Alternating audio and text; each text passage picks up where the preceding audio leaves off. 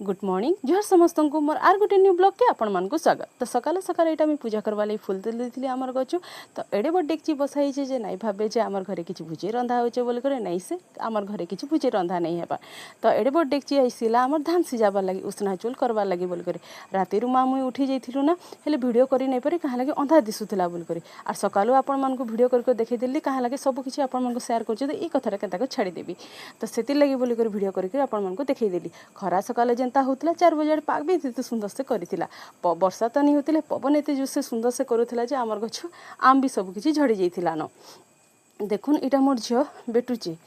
तापर आज लगी जाइला जीसीपी आमर खेते कहला सीजर धान करवाटा पले आसला ना से चाष एका तो रोड रू आमर घर हूँ बहुत खाल हो जाइला से लगे आज भांगी रुजी कर आमर घर के सब सामान कराला माने सब खाल के टपा होता टपा तो नहीं होते सामान कराला से लगे बोले 2टा ट्रैक्टर भी लगी राति भी होता जेहेतु जीसीपी आइला संध्यारे तो मोर वीडियो माने किए देखुन आर भल लगुचे प्लीज लाइक सब्सक्राइब और शेयर गोटे करदेवे तो इटा 11 बजे ना राति आ राति काम सरी नहीं पारे बोलिक सकालू फेर से ट्रैक्टर आ जीसीपी लगी जाइए।